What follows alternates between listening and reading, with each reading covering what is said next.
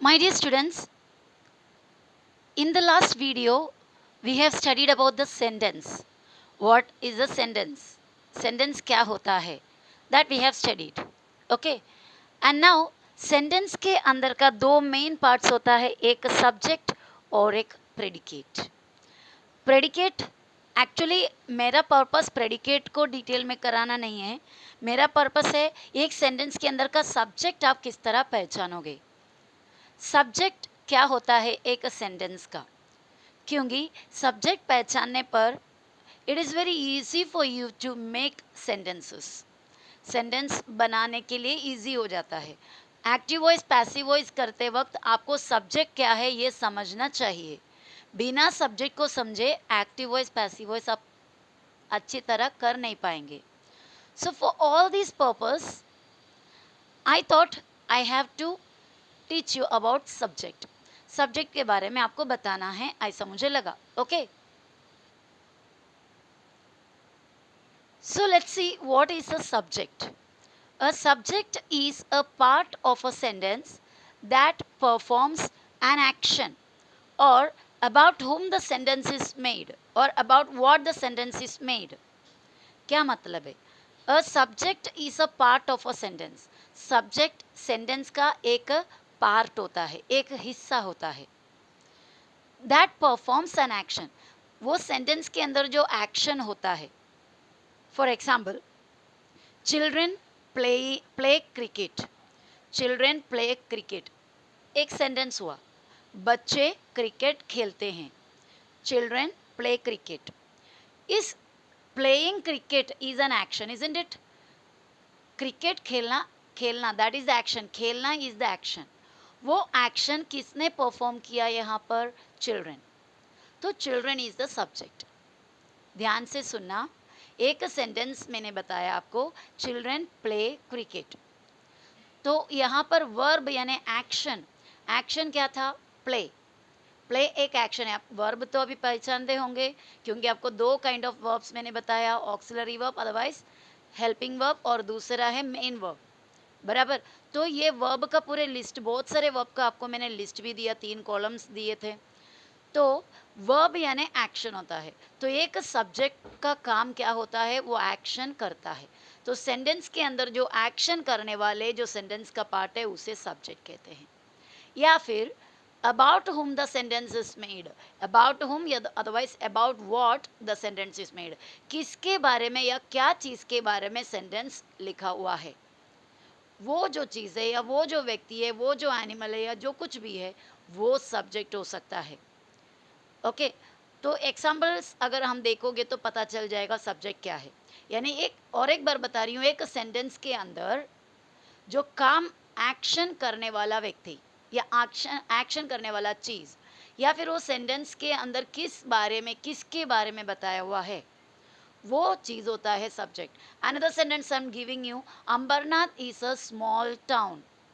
Ambernath is a small town. Ambernath के बारे में हम वो सेंटेंस बता रहा है. बराबर है. The sentence is all about Ambernath. So Ambernath is the subject. समझ में आ रहा है? अभी another sentence I am giving you is my brother's best friend. My brother's best friend has met with an accident. My brother's best, I'll write and show you. See, here is the sentence which I told you just now. My brother's best friend has met with an accident.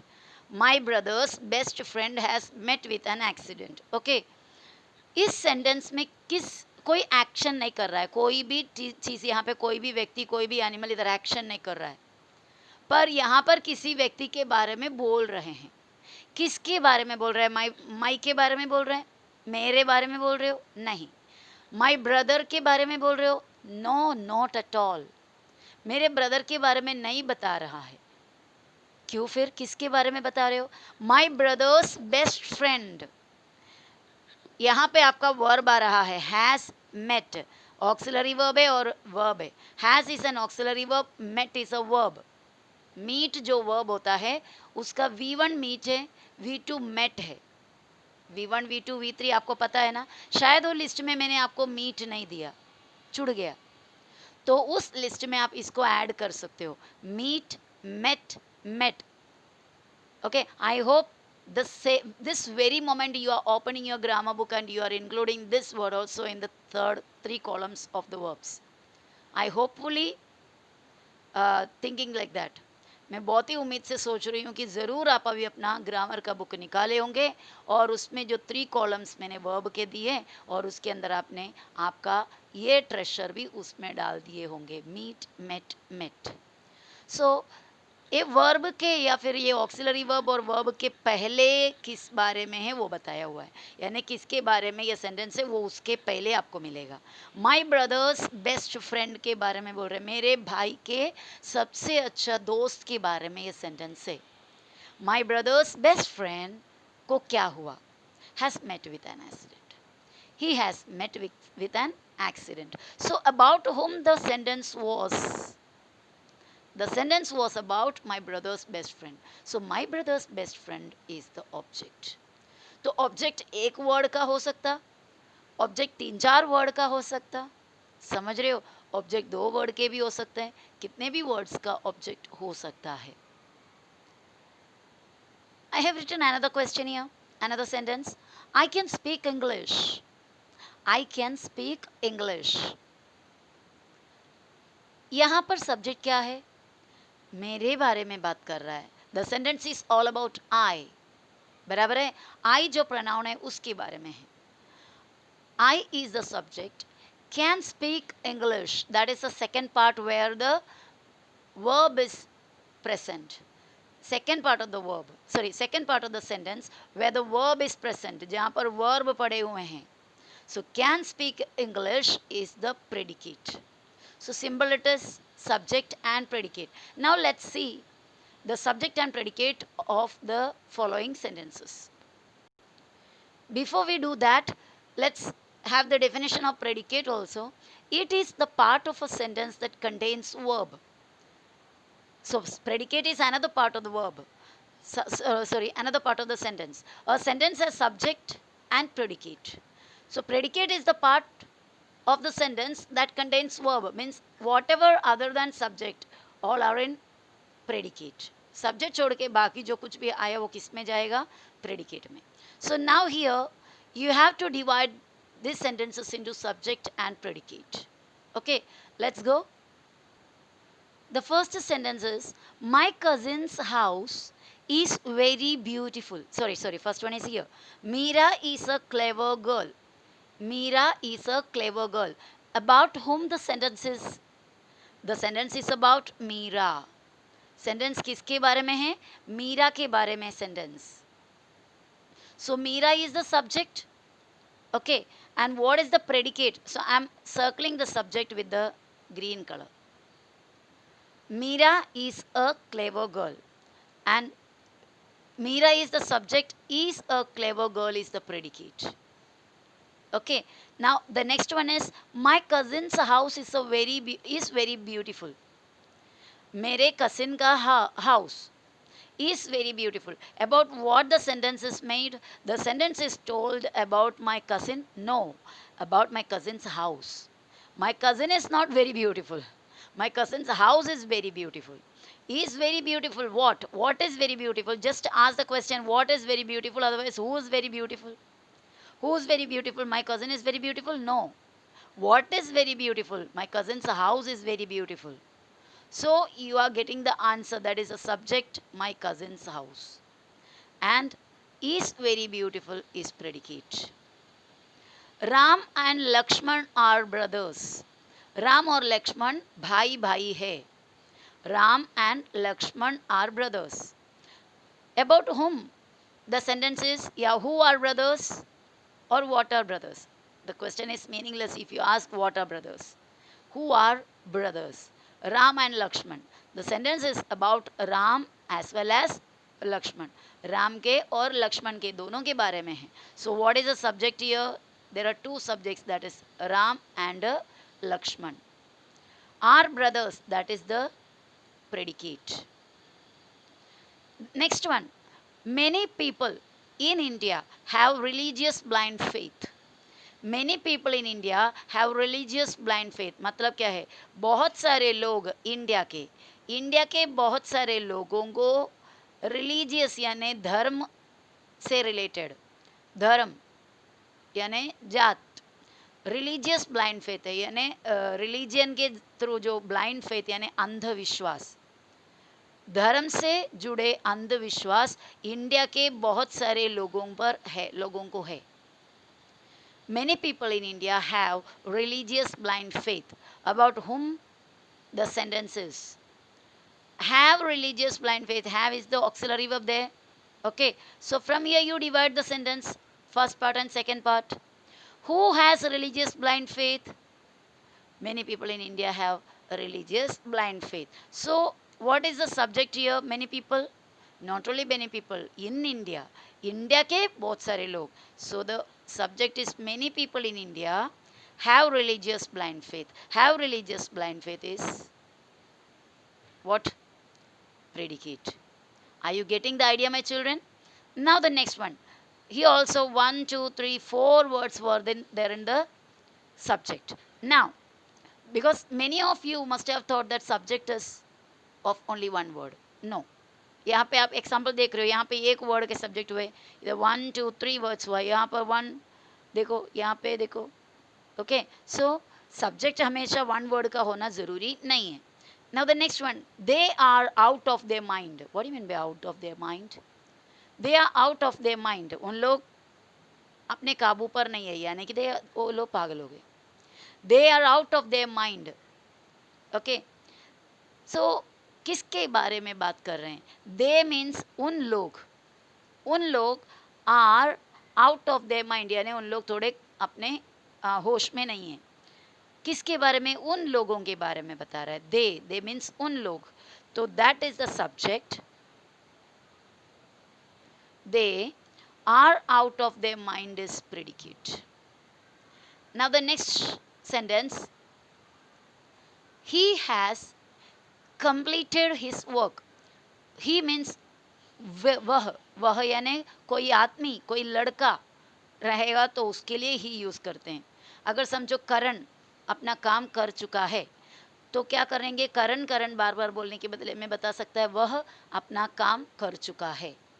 ही यानी कोई एक male gender का व्यक्ति रहेंगे तो उनको बताने के लिए यूज़ करने वाला प्रोनाउन है ही. He has completed his work, मतलब उन्होंने या उसने अपना काम कंप्लीट कर चुका है. ही हैज़ कंप्लीटेड हिज वर्क यानी उसने या उन्होंने अपना काम कंप्लीट कर चुका है. तो what is the subject here? किसके बारे में बोल रहे हैं? उनके बारे में, वह व्यक्ति के बारे में. तो he is the subject, has completed his work is the predicate. The last example which I have given here is his father's office is in Navi Mumbai. किस बारे में बता रहा है? उस लड़के के बारे में? नो. उसके पिताजी के बारे में? नो. ऑफिस के बारे में? यस. किसके ऑफिस के बारे में? उसके पिताजी के office. That is the subject. उसका पिताजी का ऑफिस के बारे में बात कर रहा है. तो इतना पूरा सब्जेक्ट है. His father's office is the subject. और उस सब्जेक्ट के बारे में क्या कह रहा है? ईज इन नवी मुंबई. वो जो सब्जेक्ट है हिज फादर का ऑफिस ईज इन नवी मुंबई, उसके बारे में कह रहा है कि वो नवी मुंबई में है. So this part is the predicate. You must have understood now what is a subject, what is a predicate. Okay, so predicate को फिलहाल हम छोड़ देते हैं. सब्जेक्ट को पहचानने अभी आपको आता है. एक और देखो, आप ये पूरे जहाँ जहाँ आपने सब्जेक्ट को पहचान लिए वहाँ पर जरा वापस नज़र डालते हैं. ये देखो, is it's an auxiliary verb. Okay, ध्यान देना. Is auxiliary verb, are auxiliary verb, have auxiliary verb, are auxiliary verb, has completed auxiliary verb as well as verb, is auxiliary verb.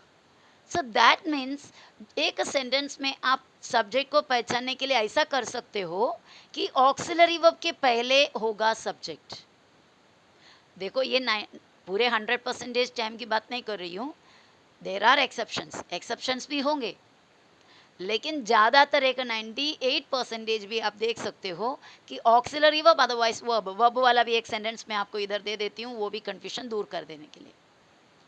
तो यहाँ पर मैंने क्या दिया आपको, देखो, पायल सिंग्स ब्यूटीफुली, पायल सिंग्स ब्यूटीफुली, यानी पायल बहुत ही सुंदर गाती है।